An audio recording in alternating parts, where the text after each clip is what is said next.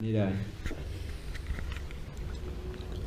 ¿por qué decir que la forma sustancial es el principio vital, siendo que no la podemos captar en sí misma, sino a través de los actos de la sustancia? Y no decir sencillamente que no sabemos por qué esa sustancia es capaz de esos actos. ¿Cómo justificar la realidad de este principio?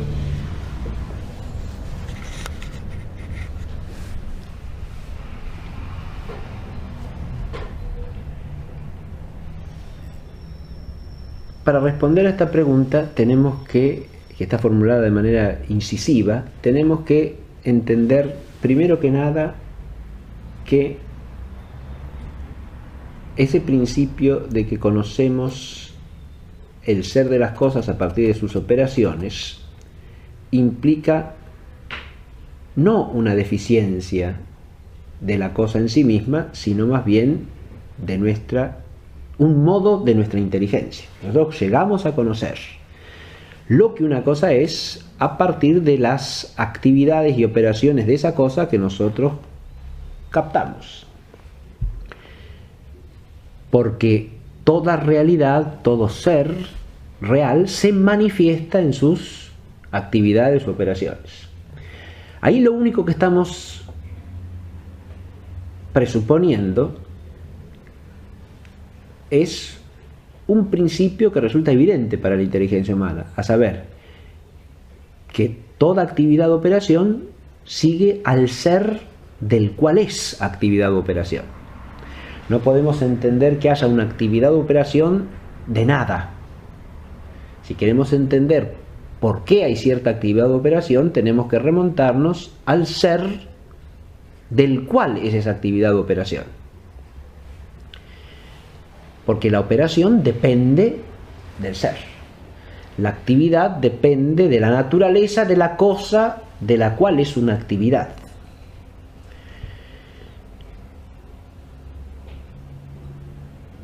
Y precisamente la inteligencia de la realidad consiste en llegar a captar a través de las operaciones como a través de los accidentes fenoménicos la esencia de las cosas, lo que las cosas son. Esa es la finalidad, podríamos decir, natural de la inteligencia. Llegar a entender el ser de las cosas, y eso como inteligencia humana no lo puede hacer sino a través de un esfuerzo por el cual tenemos que remontarnos de los efectos del ser al ser mismo. Y esos efectos naturales del ser de la cosa son sus accidentes y sus operaciones. Cuando nosotros nos enfrentamos con el ser viviente, captamos de modo primario las actividades del ser viviente. Y es a través de las actividades que podemos, porque las actividades nos dan la posibilidad de remontarnos a lo que la cosa es como ser vivo. Pero además de poder, diríamos también que debemos, porque si nos quedamos en las meras operaciones, podremos a lo sumo correlacionarlas entre sí, tratar de ver qué relación tienen, qué leyes rigen esas relaciones, qué regularidades se dan en esas relaciones entre las propiedades o entre las operaciones, pero nunca tener cierta inteligencia de qué es la cosa de la cual son operaciones.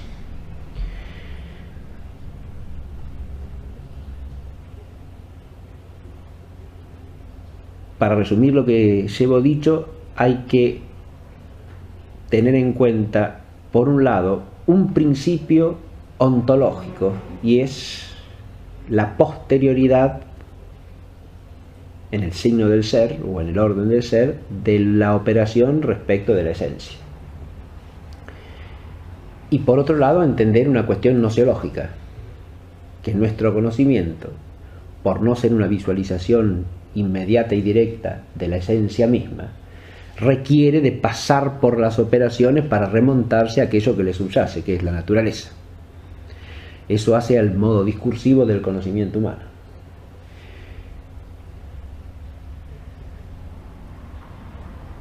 Ahora, ¿por qué tenemos que admitir entonces que hay un principio esencial que está más allá de las operaciones, ¿no?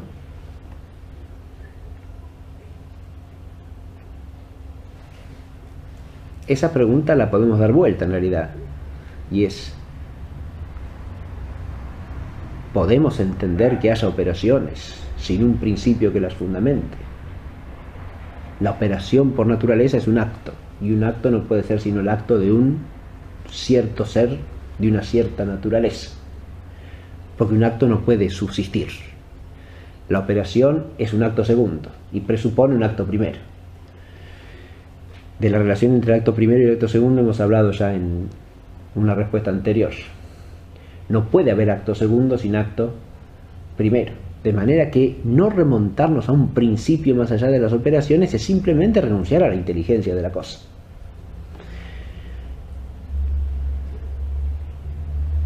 El que esto nos resulte una cosa problemática,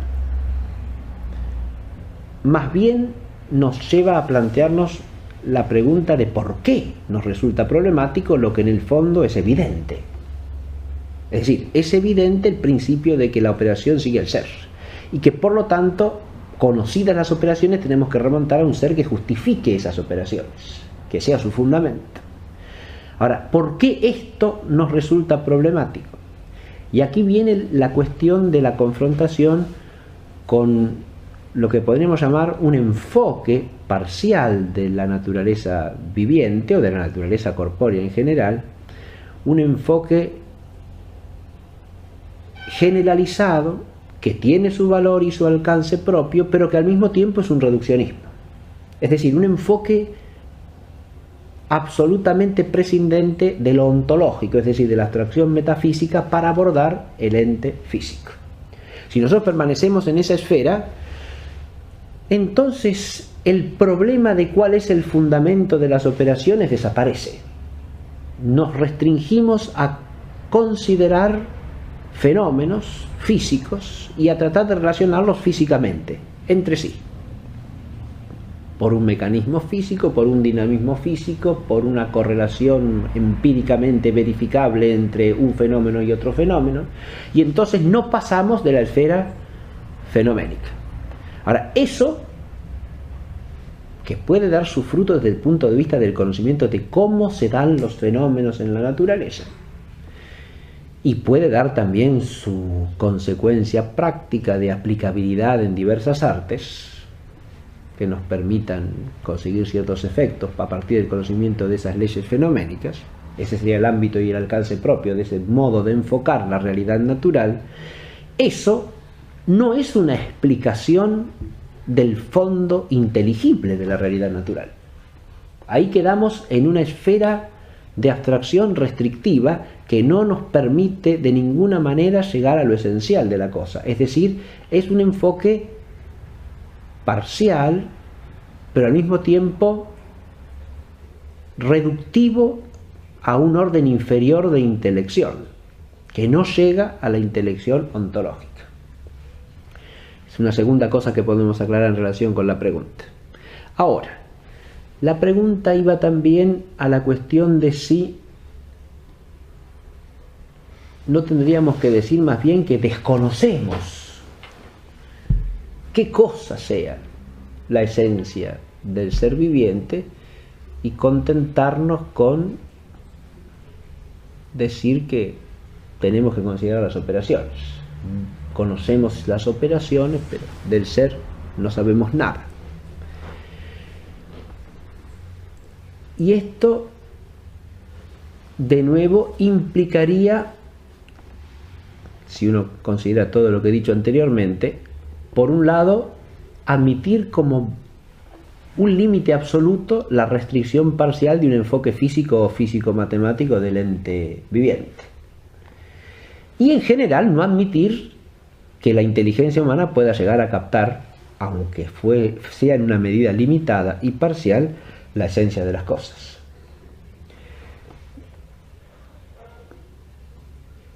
Ahora, con esto lo que estaríamos sosteniendo sería una suerte de escepticismo relativo en relación con el alcance de la inteligencia humana. Por más que nuestro conocimiento de la esencia de algo sea parcial, es el conocimiento más profundo y el más luminoso acerca de la cosa. Y si nosotros podemos conocer las operaciones de algo, de ninguna manera podemos decir, salvo que admitamos el prejuicio antiontológico, que no podemos conocer nada de su naturaleza. ¿Y esto por qué? Porque en el ser de la operación se manifiesta en alguna medida necesariamente lo que es la naturaleza. Cuando nosotros estamos hablando de la forma vital como una forma que pone en un ente la capacidad de la actividad inmanente, estamos precisamente señalando que las operaciones vitales tienen algo que es esa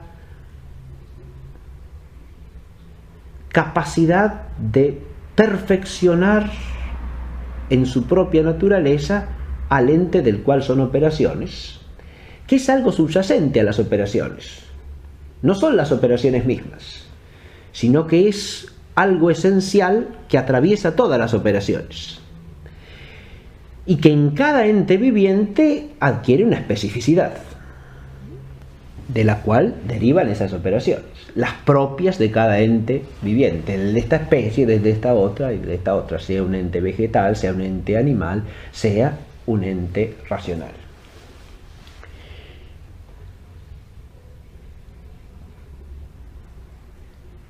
Lo que suele pasar es que cuando llegamos a la captación de la esencia, lo que podemos decir es poco. Y eso puede darnos la impresión de que es mucho más interesante o enriquecedor ocuparse de las operaciones sin más que ir al terreno de lo esencial. Pero lo cierto es que eso poco que podemos captar de lo esencial es poco porque la esencia es siempre el principio o el fundamento. Y por lo tanto es la unidad que subyace a la pluralidad de las actividades, de los accidentes, de todo lo que es fenoménico en cualquier ente. Pero al mismo tiempo, eso que captamos, de lo cual podemos decir poco, es lo único que nos permite una intelección profunda del conjunto de las operaciones. Porque las operaciones no se dejan entender por sí mismas. Podemos entender en qué consiste la operación, pero hasta que no visualizamos la operación en relación con lo esencial del ente, no podemos tener una captación intelectual profunda de lo que es la operación, porque no la podemos relacionar con el ser del cual es operación.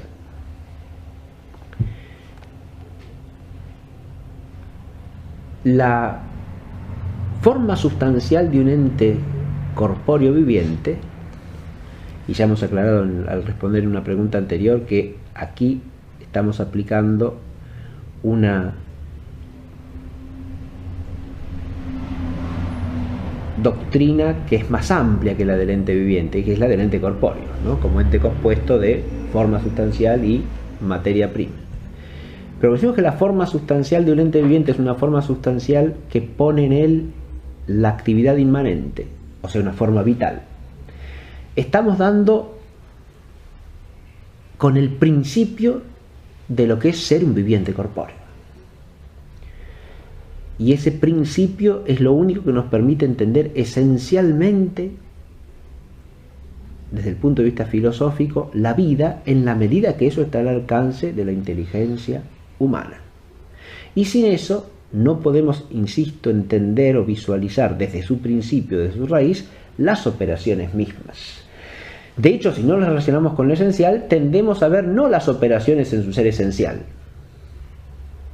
que depende estrictamente de lo que es la esencia misma del ser viviente, sino verlas en su funcionamiento, en su mecanismo, ¿no? Como se hace, por ejemplo, si yo estudio la actividad nutritiva desde un punto de vista bioquímico, pero jamás la entiendo desde el punto de vista esencial de lo que es la nutrición.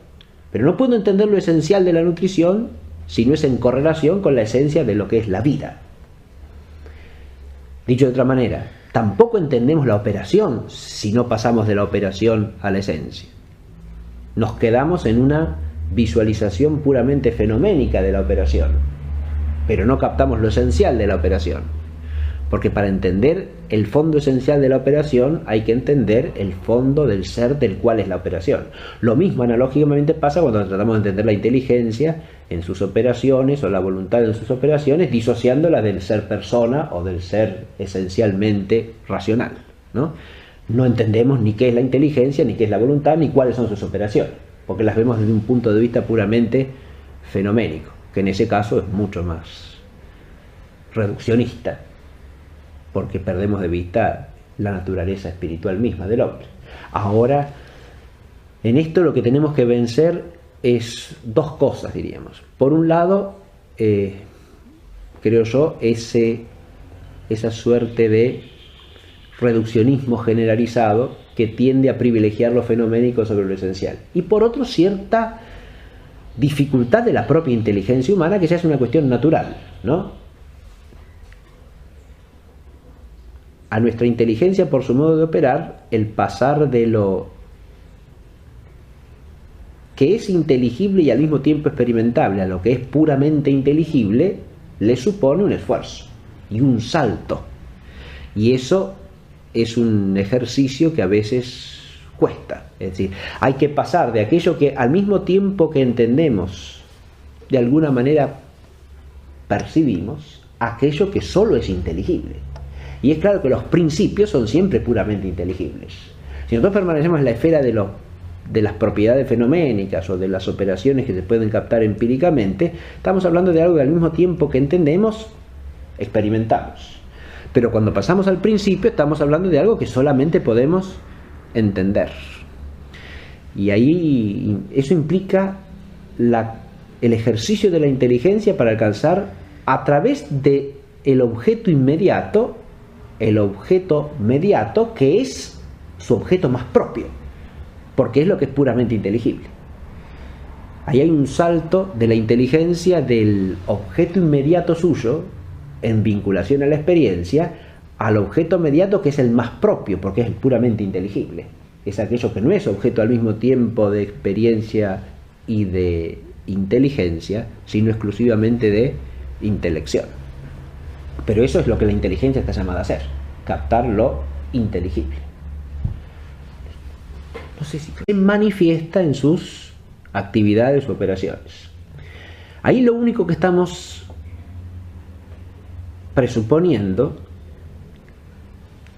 es un principio que resulta evidente para la inteligencia humana, a saber, que toda actividad o operación sigue al ser del cual es actividad u operación. No podemos entender que haya no una deficiencia de la cosa en sí misma, sino más bien de un modo de nuestra inteligencia. Nosotros llegamos a conocer lo que una cosa es a partir de las actividades y operaciones de esa cosa que nosotros captamos. Porque toda realidad, todo ser real, sea una actividad o operación de nada. Si queremos entender por qué hay cierta actividad o operación, tenemos que remontarnos al ser del cual es esa actividad o operación. Porque la operación depende del ser. La actividad depende de la naturaleza de la cosa de la cual es una actividad. Mira. ¿Por qué decir que la forma sustancial es el principio vital, siendo que no la podemos captar en sí misma, sino a través de los actos de la sustancia? Y no decir sencillamente que no sabemos por qué esa sustancia es capaz de esos actos. ¿Cómo justificar la realidad de este principio?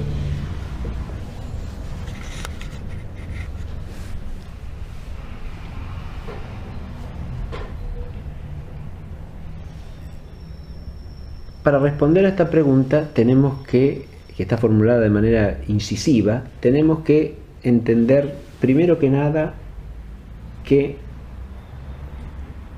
ese principio de que conocemos el ser de las cosas a partir de sus operaciones implica